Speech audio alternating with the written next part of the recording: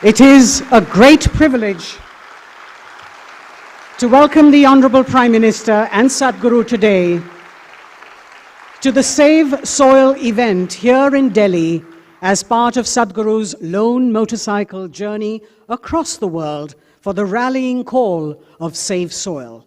Welcome, Honorable Prime Minister, sir, and Sadhguru.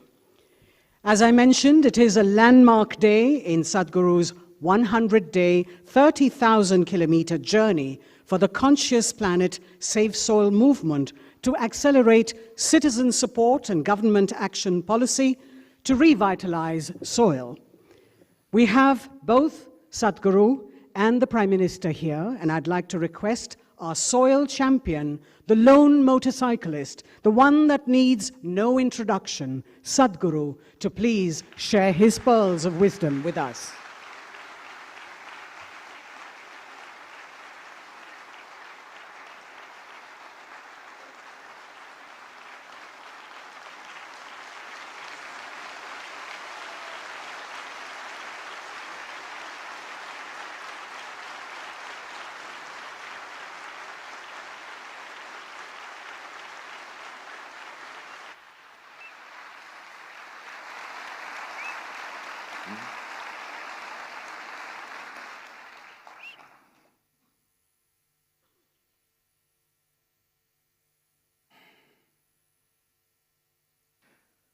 Kala na janati tava jananam.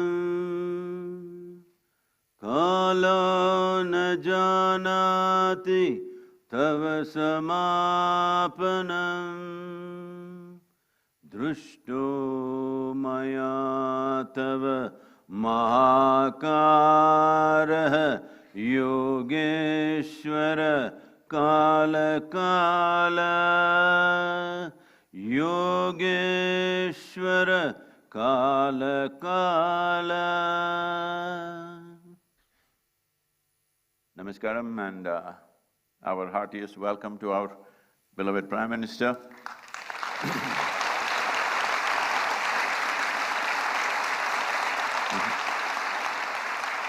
And many other ministers, cabinet ministers and envoys and excellencies. Namaskaram to all of you. And above all, the wonderful volunteers who have supported me every mile.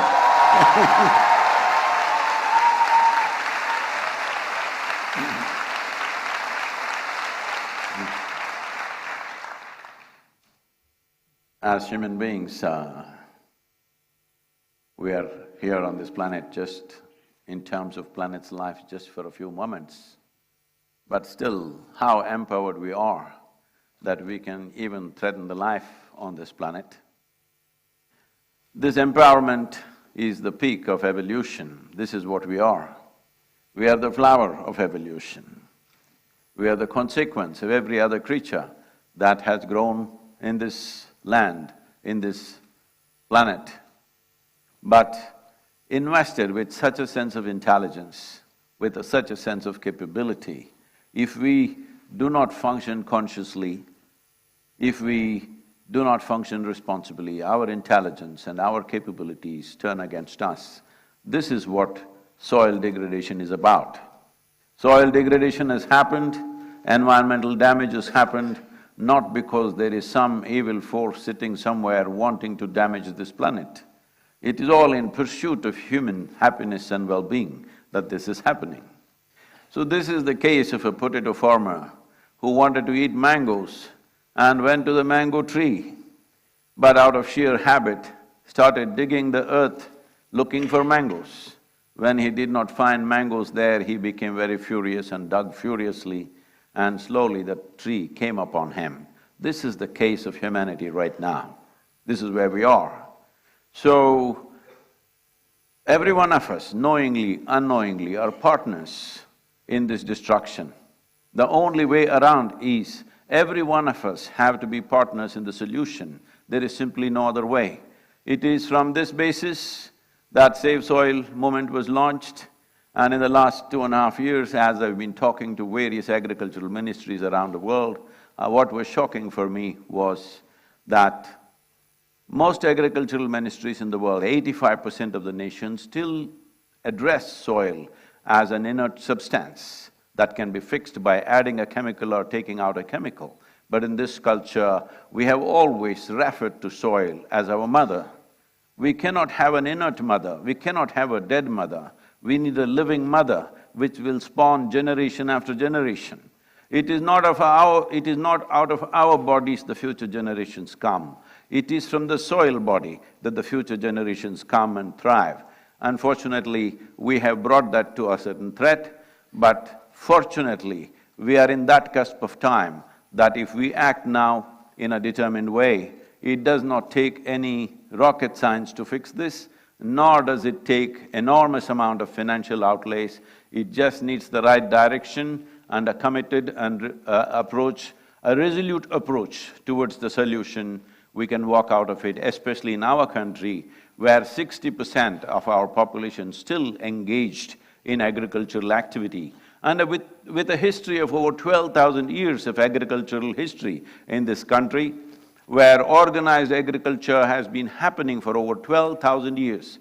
But for 12,000 years, we managed our soils well. Only in the last 45 years this has happened, simply because probably the fear of famines of 1940s, the hangover of the 1940s, debilitating famines, we took emergency steps to mitigate that. Well, it worked in many ways, because India's average life expectancy in 1947 was 28 years. That means almost none of us have a right to exist right now by those standards. But today we have reached towards 74 or 75 years, which is a significant achievement for any nation.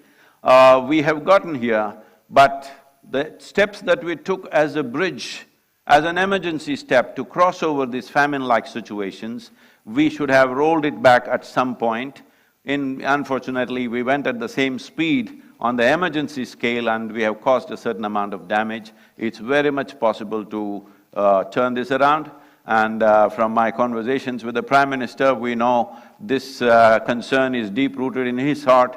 It is just that we have to, as citizens of this nation, it is important you stand up and support a possibility, because these are steps which will take 10, 15, 20 years maybe to turn around fully. So when a government has to take long-term steps like this, without the support of the democratic citizens, there is no way no nation can take such steps, because government's terms are usually 5 years in this country. So 5-year term and 20-year policy is a little bit of a difficulty for various reasons. So it is very important people stand up and support this. This is not a protest, this is not an agitation, this is not an expression of anger or resentment. This is an expression of our love and responsibility for the life that we are, and the life that's around us, and the life that should be beyond us. This is very, very important. Right now, what we are threatening is the future generations. Every responsible scientist in the world is pointing out, in about 60 years' time, 90% of the world's soil will be degraded. And that is not a welcome prediction. Definitely this can be turned around with the necessary policies, and it does not need enormous outlays. It needs focus, it needs resolute action, which I'm sure in this day and age, India is very much capable under the able leadership that we have, that we are competent enough to take these steps. So it is not a situation of hopelessness. It is a situation where all of us have to tighten our belt and act and move in the direction of the solution rather than moving towards a problem. Apart from this, in the world, what I have seen is, wherever I traveled in the last 2.5, 3 years' time, meeting many people, environmental ministers, agriculture ministers and various bureaucrats, everybody knows the problem. Everybody generally knows what is the solution. So what I grasped from this was, everybody knows the problem, everybody knows the solution, but they're just waiting for an idiot to bell the cat. So here I am, I thought.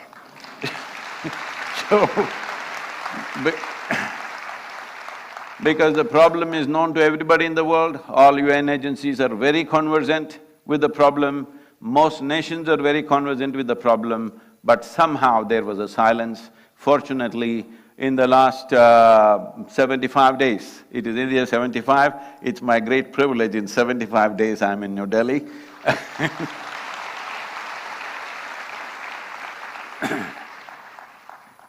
In the last 75 days, 74 nations have come on board for safe soil policy. 2.4 billion people have expressed their concern for soil, which has been never before.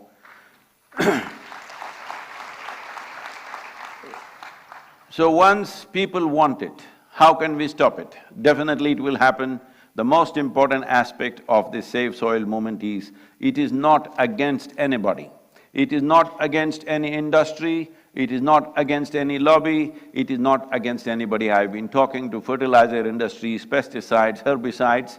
They're saying, are you against us? I say, I'm only against suicide.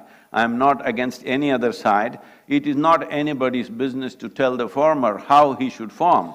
All we want is keep the soil alive, keep the soil rich. Is a farmer against a rich soil? No. Just that farmer's economy has been so fragile, any change he's afraid of. If an incentive-based policy is pushed, definitely most farmers will respond in a very, very positive way. We are very sure about this because we have spoken extensively to farming community around the world, and we find everybody is absolutely positive about this. It is just that they need incentive support, which doesn't cost much in this country. Just something as simple as bringing cover crops, which were very much a part of our culture just 45 to 50 years ago. Just bringing cover crops will make the organic content in the soil go up to 3% within 6 to 8 years' time. Only cover crops in summer can do that because it will add 1.5 to 2 inches of humus every year, and it will solve this problem. This is a very simple approach. If we want to do it more aggressively, then it may cost more money. But to do it in the simplest possible way is cover crop. Why I'm saying cover crop is, right now it's the month of May. If you fly across India, you will see, except Western Ghats and northeastern part of India, largely it looks like a brown desert. This is not how India should look.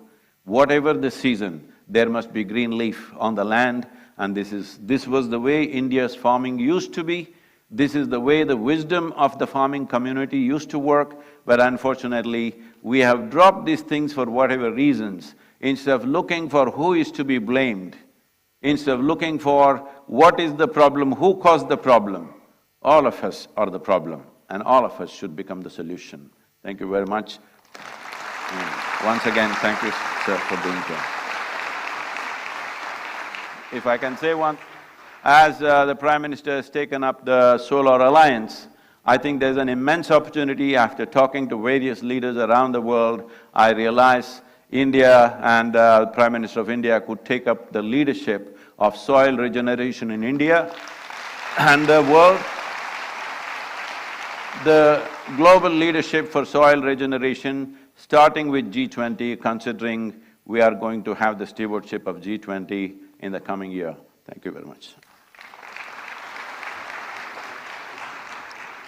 Thank you, Sadhguru, for your enlightening words. And as mentioned by him, the Save Soil movement has already touched 2.5 billion people, and 74 countries have agreed to act to save soil.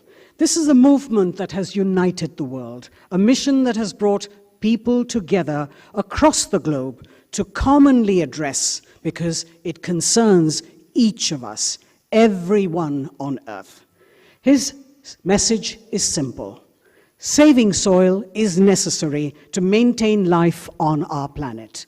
As occupants of a shared planet, we have the unique opportunity now to be part of the solutions for crises like soil extinction and desertification. Here's presenting to you a video that explains the science behind the Save Soil campaign.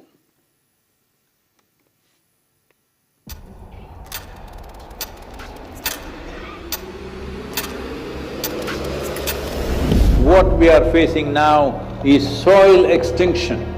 In most countries, more than 50% of the topsoil is already gone. Every responsible scientist in the world is clearly saying by 2045, we will be producing 40% less food. 300,000 farmers committed suicide. What else does it take to stir your humanity? UNFAO is saying the food that we are eating belongs to the unborn child. Eating away the food of that life is the worst possible way to live, isn't it? It is agreed by all scientific communities, minimum 3% organic content is essential to keep the organisms fed in the soil. So this is what we must aim at, an incentive-based policy where if you get the land to 3% organic content, you will get a certain amount of incentive.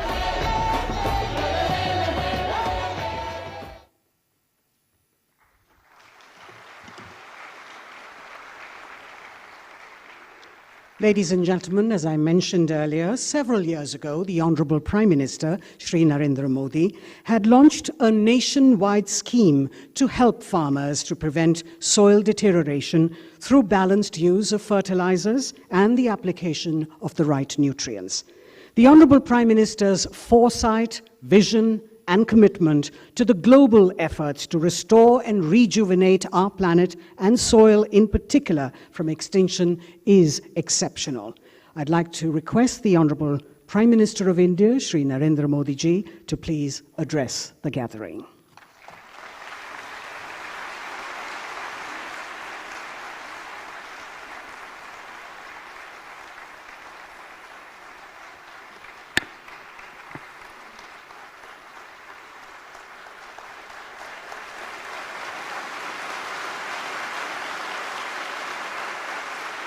नमस्कार। आप सभी को, पूरे विश्व को विश्व पर्यावरण दिवस की बहुत बहुत शुभकामनाएं।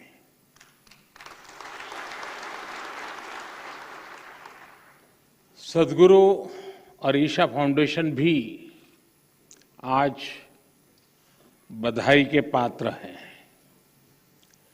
मार्च में उनकी संस्था ने सेव सॉइल अभियान की शुरुआत की थी। 27 देशों से होते हुए उनकी यात्रा और 75वें दिन यहाँ पहुंची है। आज जब देश अपनी आजादी के 75वें वर्ष का पर्व मना रहा है, इस अमृत काल में नए संकल्प ले रहा है, तो इस तरह के जन अभियान बहुत अहम हो जाते हैं।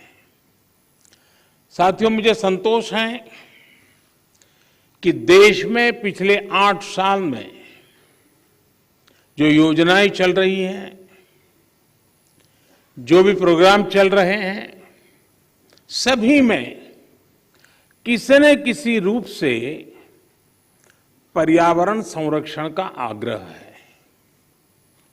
स्वच्छ भारत मिशन हो या वेस्ट टू वेल्थ से जुड़े कार्यक्रम,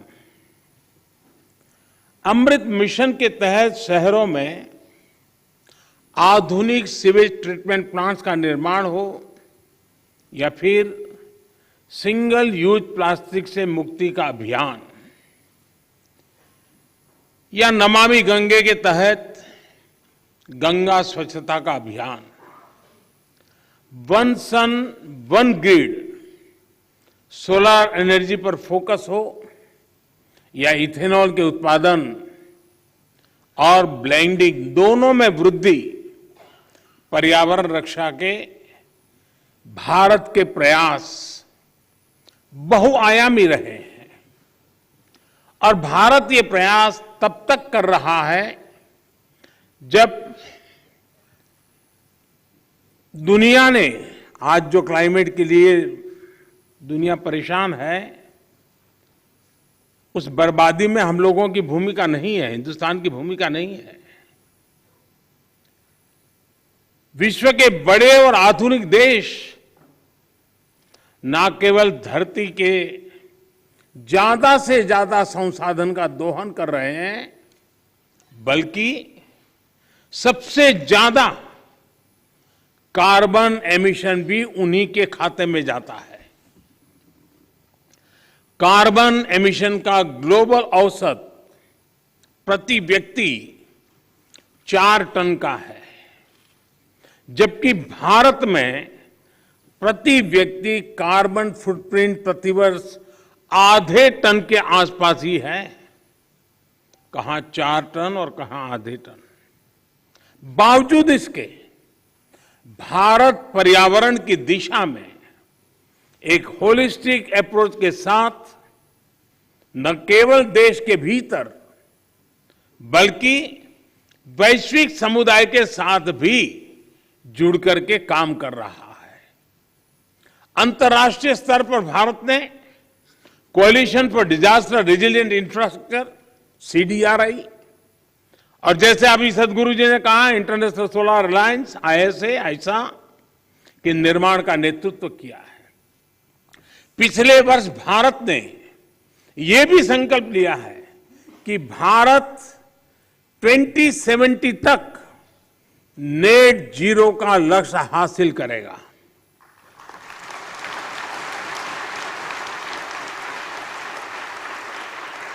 साथियों, मिट्टी या ये भूमि हमारे लिए पंच तत्वों में से एक है। हम माटी को गर्व के साथ अपने माथे से लगाते हैं।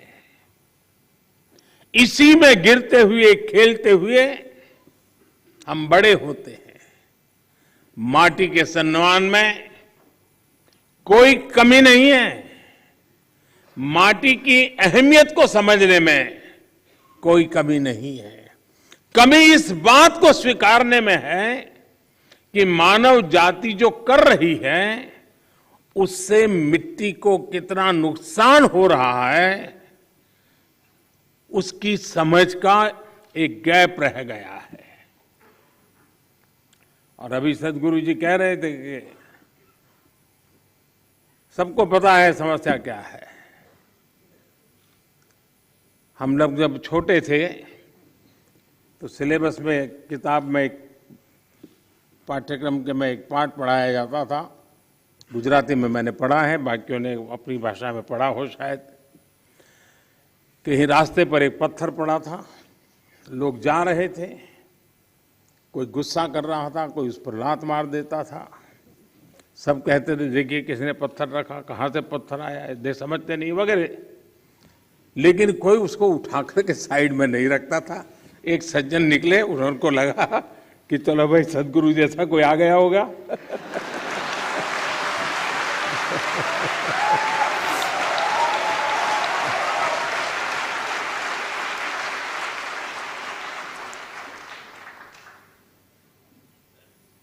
हमारे यहाँ युधिष्ठिर और दुर्योधन के भेद की जब चर्चा होती है तो दुर्योधन के विषय में जब कहा जाता है तो यही कहता है कि जाना भी धर्म न च में प्रवृत्ति। मैं धर्म को जानता हूं लेकिन मेरी प्रवृत्ति नहीं, मैं नहीं कर सकता हूं। सत्य क्या है मुझे मालूम है, लेकिन मैं उस रास्ते पर नहीं चल सकता हूं। तो समाज में जब ऐसी प्रवृत्ति बढ़ जाती है तो ऐसा संकट आता है तो एक सामूहिक अभियान से समस्याओं के समाधान के लिए रास्ते खोजने होते हैं। मुझे खुशी है कि बीते 8 वर्षों में देश ने मिट्टी को जीवंत बनाए रखने के लिए निरंतर काम किया है। मिट्टी को बचाने के लिए हमने 5 प्रमुख बातों पर फोकस किया है। पहला, मिट्टी को केमिकल फ्री कैसे बनाएं। दूसरा, मिट्टी में जो जीव रहते हैं जिन्हें तकनीकी भाषा में आप लोग सॉइल ऑर्गेनिक मैटर कहते हैं, उन्हें कैसे बचाएं। और तीसरा, मिट्टी की नमी को कैसे बनाए रखें, उस तक जल की उपलब्धता कैसे बढ़ाएं। चौथा, भूजल कम होने की वजह से मिट्टी को जो नुकसान हो रहा है उसे कैसे दूर करें। और पांचवा, वनों का दायरा कम होने से मिट्टी का जो लगातार क्षरण हो रहा है उसे कैसे रोकें। साथियों, इन सब बातों को ध्यान में रखते हुए ही देश में बीते वर्षों में जो सबसे बड़ा बदलाव हुआ है वो है देश की कृषि नीति में। पहले हमारे देश के किसान के पास इस जानकारी का अभाव था कि उसकी मिट्टी किस प्रकार की है, उसकी मिट्टी में कौन सी कमी है, कितनी कमी है। इस समस्या को दूर करने के लिए देश में किसानों को सॉइल हेल्थ कार्ड देने का बहुत बड़ा अभियान चलाया गया।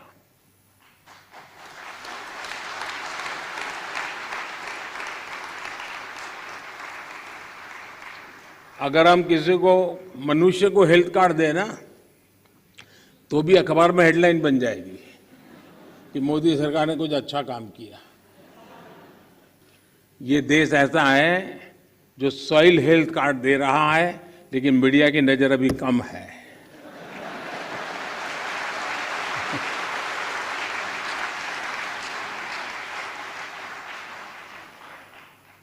पूरे देश में 22 करोड़ से ज्यादा सॉइल हेल्थ कार्ड किसानों को दिए गए, और सिर्फ कार्ड ही नहीं दिए बल्कि देश भर में सॉइल टेस्टिंग से जुड़ा एक बहुत बड़ा नेटवर्क भी तैयार हुआ है। आज देश के करोड़ों किसान सॉइल हेल्थ कार्ड से मिली जानकारी के आधार पर फर्टिलाइजर्स और माइक्रो न्यूट्रिएंट्स का उपयोग कर रहे हैं। इससे किसानों को लागत में 8 से 10% की बचत हुई है और उपज में 5 से 6% की बढ़ोतरी देखी गई है। यानी जब मिट्टी स्वस्थ हो रही है, तो उत्पाद भी बढ़ रहा है। मिट्टी को लाभ पहुंचाने में यूरिया की 100% नीम कोटिंग ने भी बहुत फायदा पहुंचाया है।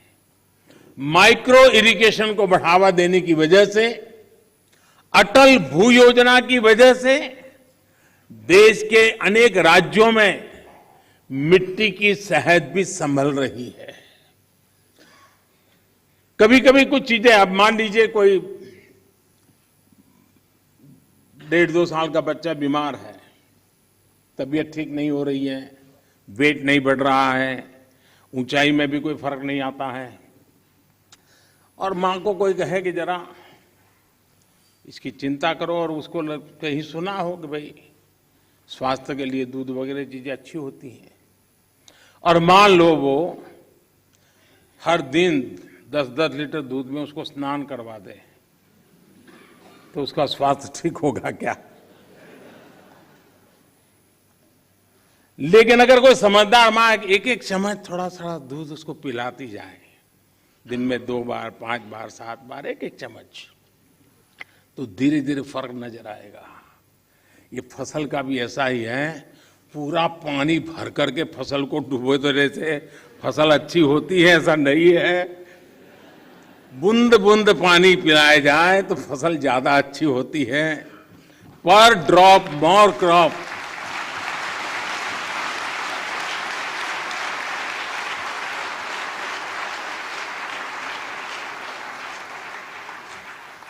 अनपढ़ मां भी अपने बच्चे को 10 लीटर दूध से नहलाती नहीं है, लेकिन पढ़े लिखे हम लोग पूरा खेत पानी से भर देते हैं। खैर, इन सारी चीजों में बदलाव लाने के लिए कोशिश करते रहना है। हम कैच द रेन जैसे अभियानों के माध्यम से जल संरक्षण से देश के जन जन को जोड़ने का प्रयास कर रहे हैं।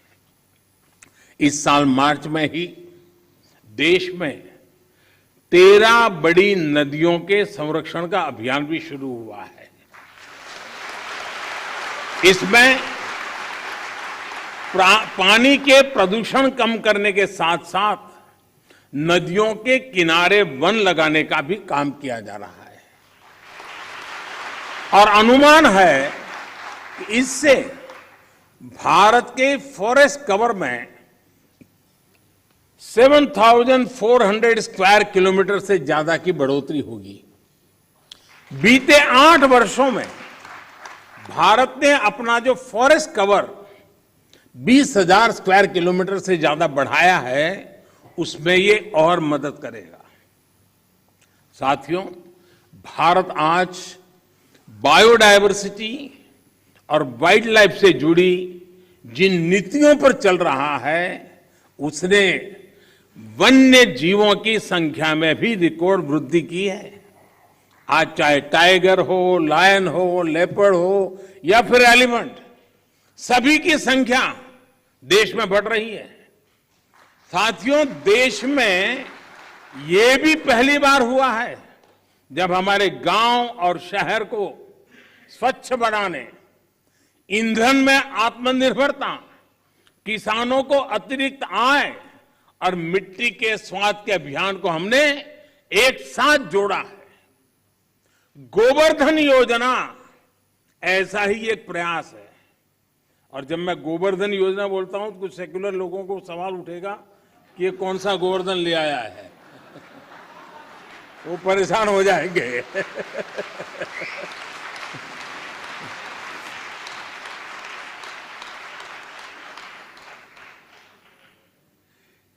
इस गोवर्धन योजना के तहत बायोगैस प्लांट्स गोबर और खेती से निकलने वाले अन्य कचरे को ऊर्जा में बदला जा रहा है। कभी आपको काशी विश्वनाथ के दर्शन के लिए जाएं तो वहां एक गोवर्धन का भी प्लांट कुछ किलोमीटर दूरी पर लगा है, जरूर देख के आइए। इससे जो जैविक खाद बनती है वो खेतों में काम आ रही है। मिट्टी पर अतिरिक्त दबाव बनाए बिना हम पर्याप्त उत्पादन कर सके, इसके लिए बीते 7-8 सालों में 1600 से ज्यादा नई वैरायटी के बीज भी किसानों को उपलब्ध कराए गए हैं। साथियों, नेचुरल फार्मिंग में भी हमारी आज की चुनौतियों के लिए एक बहुत बड़ा समाधान है। इस साल के बजट में हमने तय किया है कि गंगा के किनारे बसे गांवों में नेचुरल फार्मिंग को प्रोत्साहित करेंगे, नेचुरल फार्मिंग का एक विशाल कॉरिडोर बनाएंगे। हमारे देश में इंडस्ट्रियल कॉरिडोर हमने सुना है, डिफेंस कॉरिडोर हमने सुना है। हमने एक नया प्रारंभ किया है गंगा के तट पर एग्रीकल्चर कॉरिडोर का, नेचुरल फार्मिंग का। इससे हमारे खेत तो केमिकल फ्री होंगे ही, नमामि गंगे अभियान को भी नया बल मिलेगा। भारत वर्ष 2030 तक 26 मिलियन हेक्टेयर बंजर जमीन को रिस्टोर करने के लक्ष्य पर भी काम कर रहा है। साथियों, पर्यावरण की रक्षा के लिए आज भारत नए इनोवेशंस, प्रो एनवायरमेंट टेक्नोलॉजी पर लगातार जोर दे रहा है। आप सभी ये जानते हैं कि प्रदूषण कम करने के लिए हम BS5 नॉर्म पर नहीं आए, बल्कि BS4 से सीधे BS6 पर हम जंप लगा दिया। हमने जो देश भर में LED बल्ब देने के लिए उजाला योजना चलाई, उसकी वजह से सालाना लगभग 40 मिलियन टन कार्बन एमिशन कम हो रहा है। सिर्फ लट्टू के बदलने से घर में अगर सब लोग जुड़ जाएं, सबका प्रयास कितना बड़ा परिणाम लाता है। भारत फॉसिल फ्यूल पर अपनी निर्भरता को कम से कम करने का प्रयास कर रहा है। हमारी ऊर्जा जरूरतें रिन्यूएबल सोर्सेज से पूरी हो, इसके लिए हम तेजी से बड़े लक्ष्यों पर काम कर रहे हैं। हमने अपनी इंस्टॉल्ड पावर जनरेशन कैपेसिटी का 40% non fossil fuel based sources से हासिल करने का लक्ष्य तय किया था। ये लक्ष्य भारत ने तय समय से 9 साल पहले ही हासिल कर लिया है।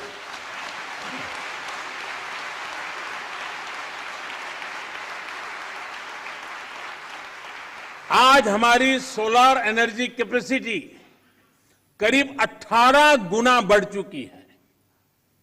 हाइड्रोजन मिशन हो या फिर सर्कुलर इकोनॉमी पॉलिसी का विषय हो, ये पर्यावरण रक्षा की हमारी प्रतिबद्धता का प्रमाण है। हमने पुरानी गाड़ियों को लिए स्क्रैप पॉलिसी लाए हैं। वो स्क्रैप पॉलिसी भी अपने आप में एक बहुत बड़ा काम होने वाला है। साथियों, अपने इन प्रयासों के बीच आज पर्यावरण दिवस के दिन भारत ने एक और उपलब्धि हासिल की है और ये मेरा सौभाग्य है कि खुशखबरी देने के लिए मुझे आज बहुत उचित मंच मिल गया है।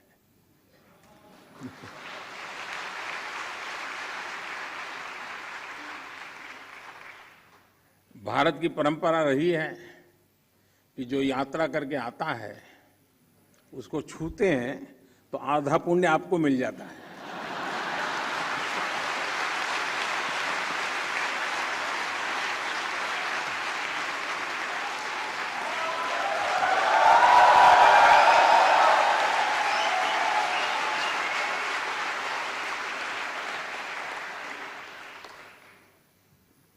ये खुशखबरी मैं आप जरूर सुनाऊंगा और देश को और दुनिया के लोगों को भी आनंद आएगा। हाँ, कुछ लोग आनंद ही ले सकते हैं।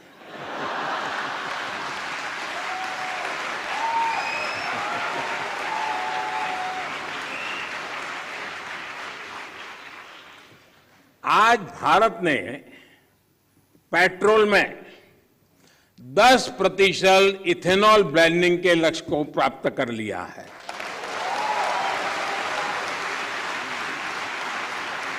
आपको ये जानकर भी गर्व की अनुभूति होगी कि भारत इस लक्ष्य पर तय समय से 5 महीने पहले पहुंच गया है।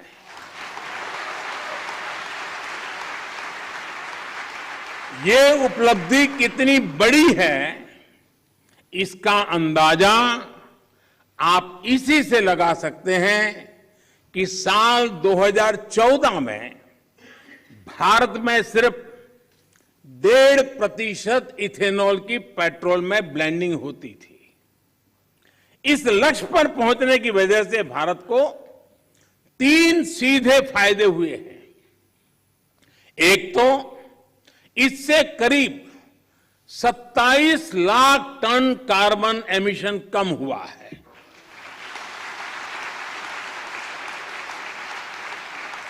दूसरा, भारत को 41,000 करोड़ रुपए से ज्यादा की विदेशी मुद्रा की बचत हुई है। और तीसरा महत्वपूर्ण फायदा, ये देश के किसानों को इथेनॉल ब्लेंडिंग बढ़ने की वजह से 8 वर्षों में 40,000 करोड़ रुपए से भी ज्यादा आय हुई है।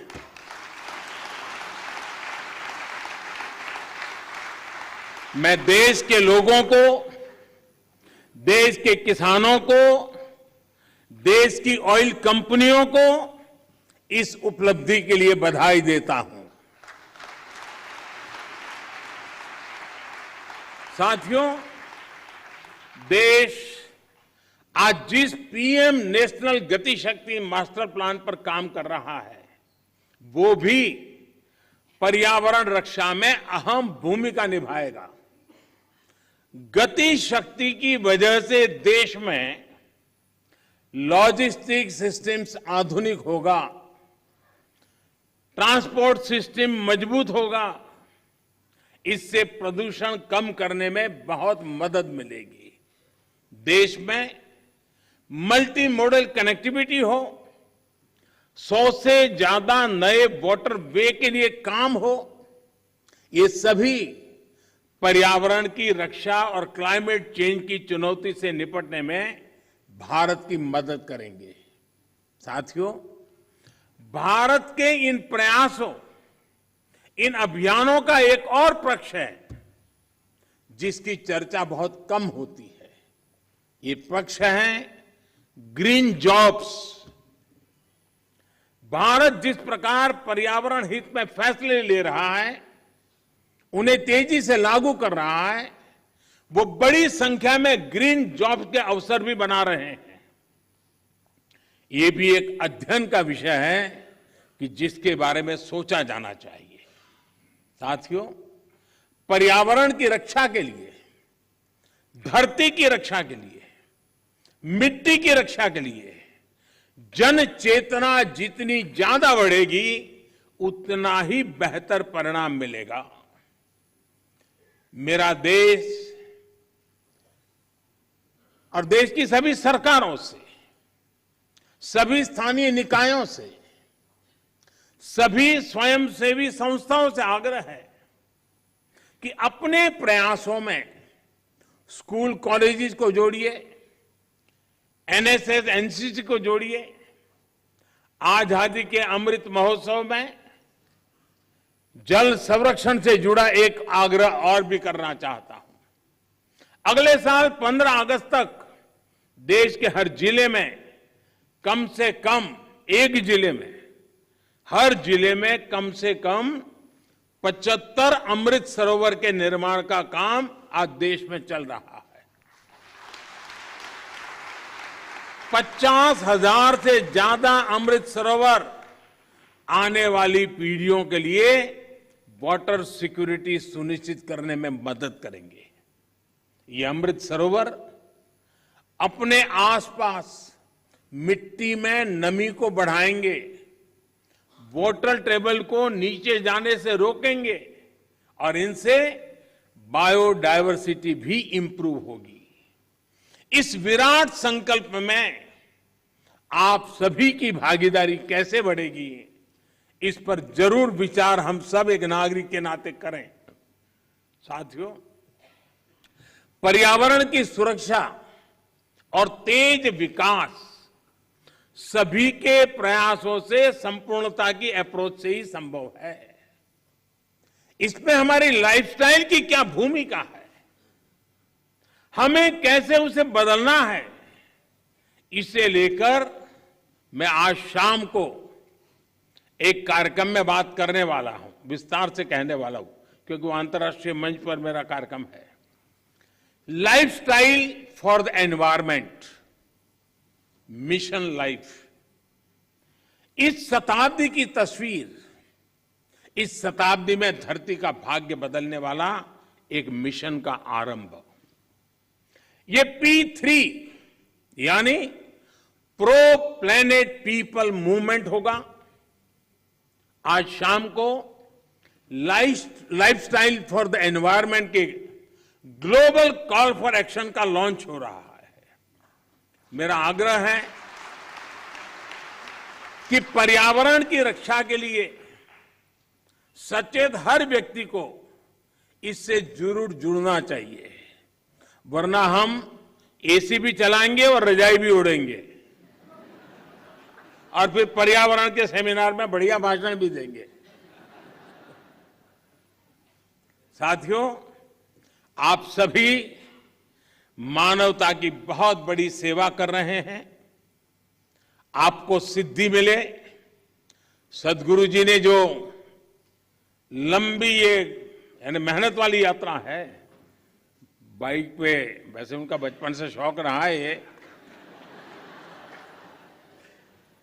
लेकिन फिर भी काम बड़ा कठिन होता है।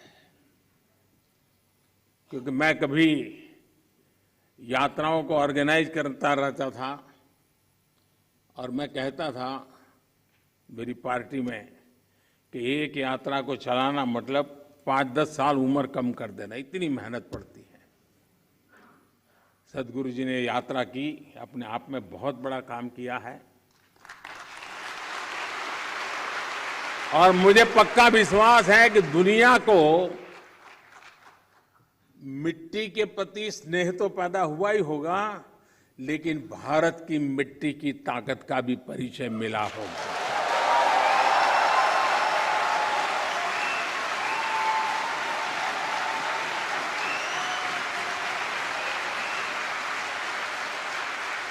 आप सबको बहुत बहुत शुभकामनाएं। धन्यवाद।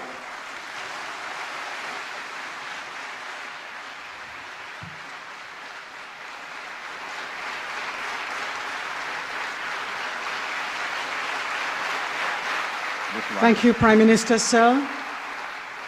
Thank you, Prime Minister, sir, for your words of wholehearted support, encouragement and guidance. As we conclude, may I request Sadhguru to please give thanks. Well, because the Prime Minister is on stage, I've been trying to deliver a serious talk, but he's stealing the stage with all his humor. So, whether we want to ensure food security for the nation, enhance farmers' income, enhance biodiversity, bring back aliveness into our soil, safe soil is very important. We beseech the Prime Minister to take dynamic steps in this direction. He's already narrated many things. We are willing to work with them in required ministries to take this ahead. Thank you very much, sir, for being here today. Thank you, Sadhguru and Prime Minister, sir, for your vision and foresight.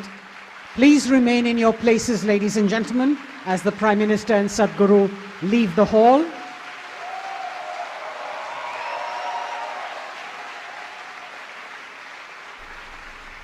Please be seated.